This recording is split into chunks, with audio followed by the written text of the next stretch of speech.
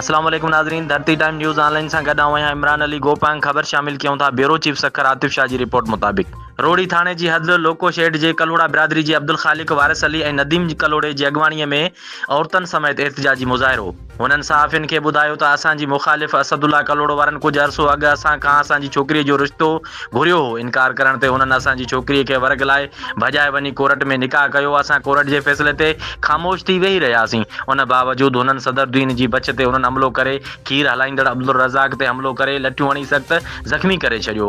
वक़्तन ब वक़्तन असां ते कूड़ा केस करे ऐं हमला कंदा रहंदा आहिनि। उहे चई रहिया आहिनि त तव्हां पंहिंजा घर लॾे वञो। हुननि जी औरत वधीक ॿुधायो त जावेद, असदुल्ला, गुलाम रसूल, ज़ाहिद ऐं ॿिया असां ते हमला कंदा रहंदा आहिनि। असां ग़रीब आहियूं, रोज़गार बि करण नथा ॾियनि। लिहाज़ा असां SSP सखर, DIG सखर ऐं वस वारनि खे अपील था करियूं त मामले जो नोटिस वठी असां सां इंसाफ़ कयो वञे ऐं बासरनि के कानून के कटहरे में आंदो वञे। होॾां मौक़े ते पुलिस पहुची ज़ख़्मियुनि खे लेटर ॾेई तालका अस्पताल रोड़ी रवानो कयो, जितां ज़ख़्मियुनि खे सखर सिविल अस्पताल रेफर कयो वियो आहे। इन करे मुझे भाइरनि खे रोज़ मारनि था, घरनि में घिरनि था, नंढड़ा बच्चा असांजा घिटियुनि में घुमनि था। उन्हनि खे मारे कुटे इहो जेको असदुल्ला आया इहो सदरुद्दीन जे चवण ते अदा इहो असांखे कूड़ा केस करे असांखे मुंहिंजे भाइनि खे बि बदलाए थो, असांजे घरनि में बि घिरे थो, ॿारनि खे बि मारे थो। अदा चए थो त तव्हां लॾियो हितां। हाणे असां ग़रीब माण्हू काॾे लॾियूं जो रोज़ ई नथा कयूं, असांजा बच्चा बुख था मरनि, असां छा खाऊं?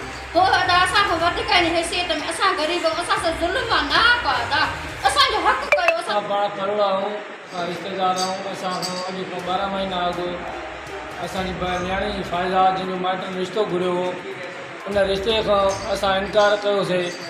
ॾियण खां पोइ कोर्ट जे थ्रू उहो निकाह कराए हलिया विया। असां कोर्ट जो मान मथां करे पंहिंजे घर चुप करे वेही रहिया। ख़ालिफ़ धुर असांखे चए थी हितां तव्हां लॾियो, तव्हां सिक सां असां घुरी वे, तव्हां न ॾिनी, हाणे हिते छो वेठा लॾियो। हाणे उनजे ख़िलाफ़ु असांखे कूड़ा केस बि दाख़िल कनि था, असांखे कोर्टुनि में बि लोड़ाइनि था ऐं असांखे नका रोज़ी था करण जो। नालो चाचा अब्दुल रज़ाक साईं कहिड़ो पाण था चाचा? कलोड़ा साईं। असदुल्ला साईं पिस्टल जूं गोलियूं कढी हणे पियो मुंहिंजे अॻियां, खीर थो हलाए हो, तूं गोलियूं थो हणंदेसि, ड्राइवर मरी वेंदा कुल माण्हू।